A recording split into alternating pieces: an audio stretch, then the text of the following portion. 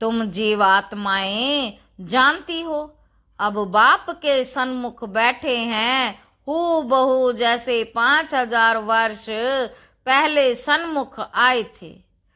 बच्चे जरूर बाप से ही वर्षा लेंगे। जानते हैं हम अपने परम पिता परमात्मा बेहद के बाप के सन्मुख बैठे हैं।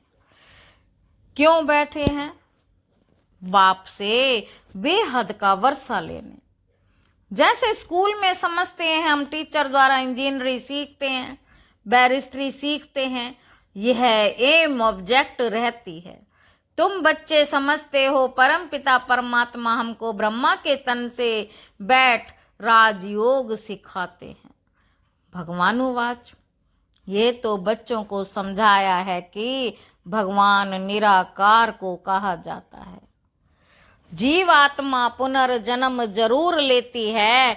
कोई भी सन्यासी से तुम पूछो मनुष्य पुनर्जन्म लेते हैं, तो ऐसे नहीं कहेंगे कि नहीं लेते। नहीं तो 84 लाख जन्म कैसे कहते? पूछो तुम पुनर्जन्म को मानते हो? यह तो बरोबर है, आत्मा संस्कारों अनुसार एक शरीर छोड़ दूसरा लेती है। ऐसे ऐसे करते मनुष्य 84 लाख जन्म नहीं परंतु 84 जन्म लेते हैं। इससे सिद्ध होता है पहला जन्म जरूर तमो प्रधान, पहला जन्म जरूर बहुत अच्छा होगा, सतो प्रधान होगा। लास्ट में छी तमो प्रधान होगा। 16 कला से फिर 14 कला 12 कला होती जाएंगी। पुनर्जन्म जरूर लेते हैं। पूछना चाहिए, अच्छा परम पिता परमात्मा ने पुनर्जन्म लिया है या जन्म मरण रहित है? देखो यह पॉइंट बहुत सूक्ष्म है। अगर कहेंगे जन्म मरण रहित है तो फिर शिव जयंती सिद्ध नहीं होती। अगर हम कहेंगे जन्म मरण रहित है तो फिर शिव जयंती सिद्ध नहीं होती। कहेंगे शिव जयंती तो मनाई जाती है, समझाया जाता है, हाँ शिव जयंती है, परंतु जन्म के साथ फिर मरना जिसको कहा जाता वे नहीं है। अगर मरे तो फिर पुनर्जन्म लेवे। बाप कभी पुनर्जन्म नहीं लेते, वह इस तन में एक ही बार आते हैं बस, फिर पुनर्जन्म में नहीं आते। परमपिता परमात्मा पुनर्जन्म रहित हैं। वह कब सतो प्रधान से तमो नहीं बनते। आत्माएं तो सब जन्म मरण में आते आते पतित बन जाती हैं, फिर बाप आते हैं पावन बनाने। इससे सिद्ध होता है आत्मा ही पतित होती है, आत्मा पावन आती है, फिर माया पतित बना देती है। आत्मा पावन आती है, फिर माया पतित बना देती है। बाप कभी भी बच्चों को गंदी मत नहीं दे सकते। इस समय के पतित मनुष्य पतित मत देते हैं। बाबा कहते अब पावन बाप कहते हैं कि पतित नहीं बनो। अब पावन बाप कहते हैं कि पतित नहीं बनो, अर्थात विकारों में नहीं जाओ। रावण की मत से दुख धाम बन गया है, पहले सुख धाम था। ऐसे नहीं, बाप ही सुख दुख देते हैं ही नहीं। बाप कभी बच्चों को दुख की मत दे नहीं सकते, माया ही दुख देती है। उस माया पर जीत पाने से ही तुम जगत जीत बनते हो। मनुष्य माया का अर्थ नहीं समझते, वह धन को माया कह देते हैं। कहते हैं ना इनको माया का नशा बहुत है, परंतु माया 5 विकारों को कहा जाता है। अगर 5 विकारों का नशा है तो माया एकदम खा जाती है। सतयुग त्रेता में माया का नशा होता ही नहीं। वहां रावण का बुत बनाकर जलाते ही नहीं, बुत कड़े दुश्मन का बनाया जाता है। रावण राज्य शुरू होता है आधा कल्प से। रावण राज्य शुरू होता है आधा कल्प से, देह अहंकार आने से फिर और विकार आ जाते हैं। बाबा कहते शास्त्रों में कोई यह बात नहीं है, लिखा हुआ है देवताए वाम मार्ग में, अर्थात विकारों में जाते हैं, माया के वश होने से परवश हो जाते हैं, पर मत पर चलते रहते हैं। अभी तुम चलते हो श्री मत पर मत माना माया की मत, पर मत माना माया की मत, श्री अर्थात श्रेष्ठ मत है बाप की, वह है पर मत रावण की मत। इसलिए बाप ने कहा है आसुरी संप्रदाय सब रावण की जंजीरों में दुखी हैं। बाबा कहते मनुष्यों ने सतयुग की आयु लाखों वर्ष समझ ली है, तो तुम हिसाब किताब बताते हो 5000 वर्ष कैसे हैं?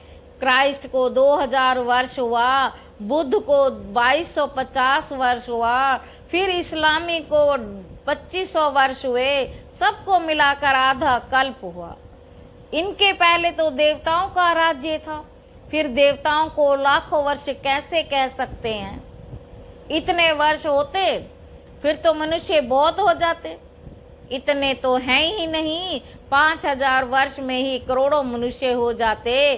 कहते भी हैं क्राइस्ट से 3000 वर्ष पहले भारत में आदि सनातन देवी देवता धर्म था। क्राइस्ट से 3000 वर्ष पहले भारत में आदि सनातन देवी देवता धर्म था। 5000 वर्ष पूरे हो जाते, नाटक पूरा तो होता है ना। इन बातों को कोई जानते नहीं, मैं जो हूँ जैसा हूँ, ये चक्र कैसे फिरता है कोई जान ना सके।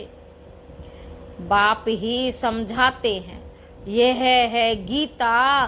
बाप ने आकर सहज राजयोग सिखाया था, तब उनका नाम गीता रखा है। बाप ने आकर सहज राजयोग सिखाया था, तब उनका नाम गीता रखा है। जैसे क्राइस्ट ने सिखाया तो उनका नाम बाइबल रखा है। यह अनादि नाम रखे हुए हैं, यह अनादि नाम रखे हुए हैं, वे रिपीट होते हैं। बाबा बुढ़ियों को भी समझाते हैं, ये बहुत सहज बात है।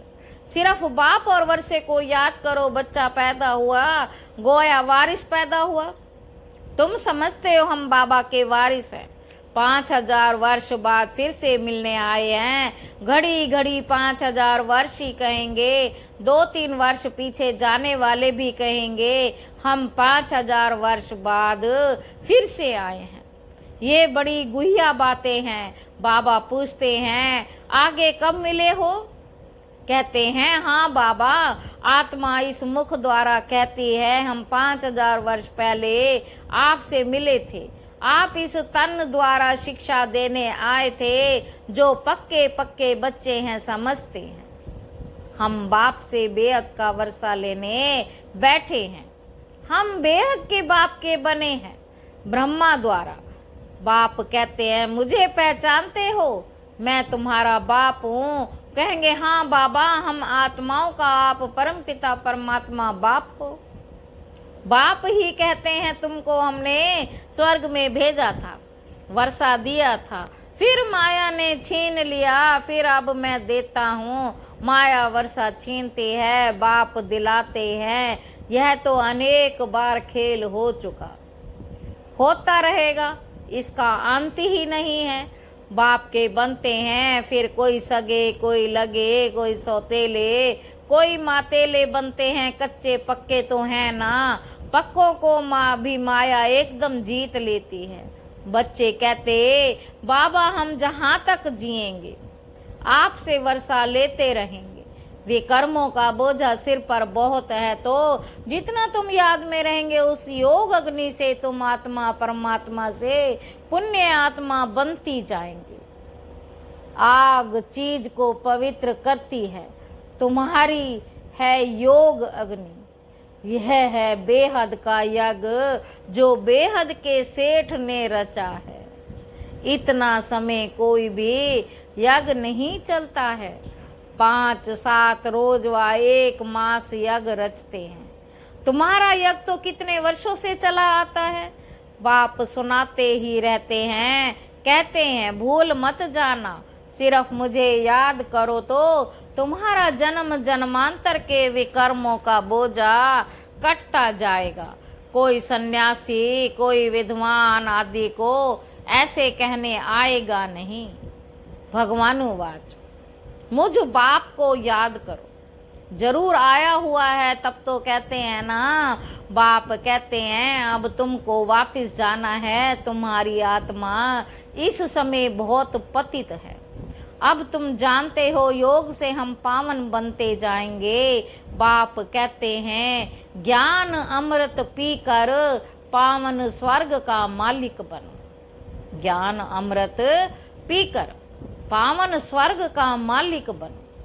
यह साजन तुम सब साजनियों को पावन बनाने आए हैं। कहते हैं मुझे निरंतर याद करो।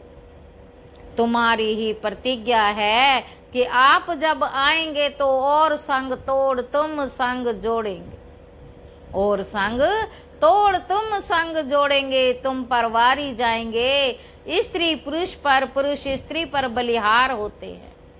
यहाँ है बाप पर बलिहार जाना।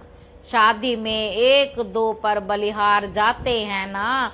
अब बाप कहते हैं मनुष्य पर बलिहार नहीं जाना है, मनुष्य पर बलिहार नहीं जाना है। तुम्हारी प्रतिज्ञा है आप पर बलिहार जाएंगे, आप हमारे पर बलिहार होना। बाप कहते तुम बलिहार जाओ तो 21 जन्म तुमको सदा सुखी बना दूंगा। कितना भारी वर्षा है। अब बाप कहते मैं तुमको वर अर्थात वर्षा देता हूँ, सिर्फ तुम मुझे निरंतर याद करो। श्रीमत से ही तुम श्रेष्ठ बनेंगे, यह भूलो मत। यह लक्ष्मी नारायण का चित्र भी घर में रख दो। हम बाप से फिर से वर्षा ले रहे हैं। बाप परम धाम से आया हुआ है, परंतु माया चील भी कम नहीं है, पंजा मार देती है। सबकी बात नहीं है, नंबरवार है। कोई तो एकदम भूल जाते हैं कि हम बाप से वर्षा लेते हैं। यहाँ बैठे हैं तो नशा चढ़ता है। यहाँ से बाहर निकला और बोला, फिर सुबह को रिफ्रेश होते हैं, फिर सारा दिन भूल जाते हैं। 4-5 वर्ष अच्छी सर्विस करने वाले भी आज देखो है ही नहीं। कुछ अवज्ञा की तो माया ने जोर से थप्पड़ मारा और चले गए। बाबा कह देते हैं बच्चे, माया बहुत कड़ी है, अवज्ञा करने से माया एकदम गिरा देती है। इसलिए गाया जाता है चढ़े तो चाखे प्रेम रस। देखते हो कैसे चकनाचूर हो जाते हैं। वैकुंठ में तो जरूर चलेंगे, परंतु पद तो नंबरवार है ना। भल वहां सब सुखी रहते हैं, फिर भी मर्तबे तो है ना। स्कूल में मर्तबा पाने लिए ही पुरुषार्थ करते हैं, ऐसे नहीं प्रजा ही सही जो तकदीर में होगा। नहीं, इसको तमो प्रधान पुरुषार्थ कहा जाता है। सतो प्रधान उनको कहेंगे जो बाप से पूरा वर्षा लेने का पुरुषार्थ व प्रतिज्ञा करते हैं। यह घुड़दौड़ है ना।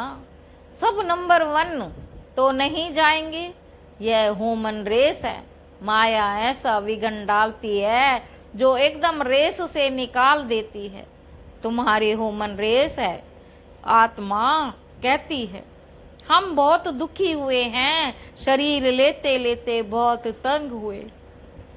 शरीर लेते लेते बहुत तंग हुए हैं। कहते हैं अब बाबा के पास जाएं। बाबा ने युक्ति तो बतलाई हुई है, बाबा ने युक्ति तो बतलाई हुई है। बाबा हम आपकी याद में रहेंगे, जितना टाइम निकाल सको उतना अच्छा है। जैसे गवर्नमेंट की सर्विस में भी 8 घंटा रहते हैं ना, तो इसमें भी तो 8 घंटा रहो।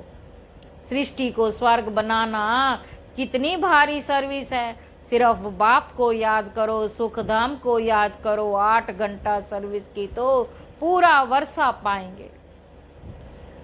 ऐसे याद करते करते तुम्हारे विकर्म विनाश होंगे। 8 घंटा तुम इस सर्विस में दो, बाकी 16 घंटा तुम फ्री हो। जितना हो सके घड़ी घड़ी याद करो। याद तो कहाँ भी बैठ कर सकते हो, सबसे अच्छा टाइम तुमको सवेरे मिलेगा।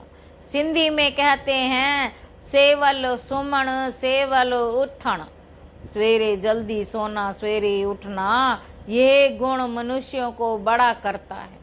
अज्ञानी लोग 8 घंटा नींद करते हैं, तुम्हारी नींद आधी होनी चाहिए, 4 घंटा नींद बस। कर्म योगी होना, रात को 10 बजे सो जाओ, 2 बजे उठो। शिव बाबा को याद करो, 2 बजे नहीं उठ सकते 3 बजे उठो, 4 बजे उठो। वह फर्स्ट क्लास समय है, एकदम शांति रहती है, सभी शरीरी बन जाते हैं। उस समय सन्नाटा बहुत होता है, जैसे कि मूल वतन हो जाता है। ऐसे लगता है जब सब मरे पड़े हैं। उस समय तुम बाबा को याद करेंगे तो फिर वे याद पक्की हो जाएगी। अमृत वेले की याद अच्छा असर करती है। बाबा बहुत करके रात को जागते रहते, स्थूल काम में आने से माथा भारी होता है। सूक्ष्म सर्विस में थकावट नहीं होती। कमाई थोड़े ही थकाएगी, कमाई से तो खुशी होगी। तो सवेरे सवेरे उठकर याद करने से बड़ी कमाई। अच्छा, मीठे मीठे सिक्के लदे बच्चों प्रति माता पिता बाप दादा का याद प्यार और गुड मॉर्निंग। रूहानी बाप के रूहानी बच्चों को नमस्ते। हम रूहानी बच्चों के रूहानी बाप दादा को याद प्यार और गुड मॉर्निंग। बाबा नमस्ते, बाबा नमस्ते, शुक्रिया बाबा शुक्रिया।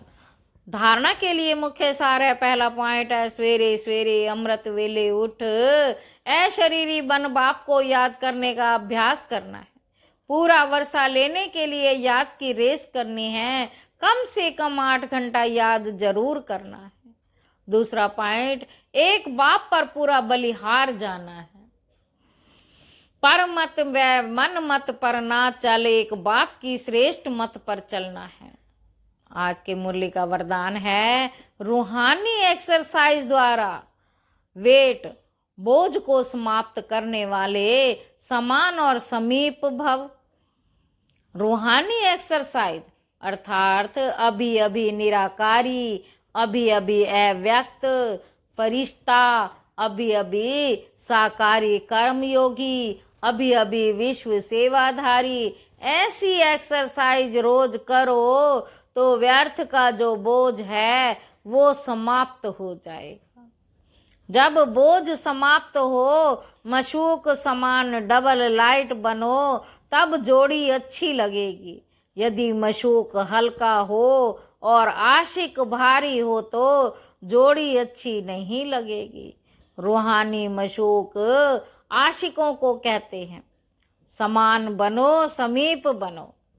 स्लोगन है, अपने जीवन रूपी गुलदस्ते द्वारा दिव्यता की खुशबू फैलाना ही गुण मूर्त बनना है। अपने जीवन रूपी गुलदस्ते द्वारा दिव्यता की खुशबू फैलाना ही गुण मूर्त बनना है।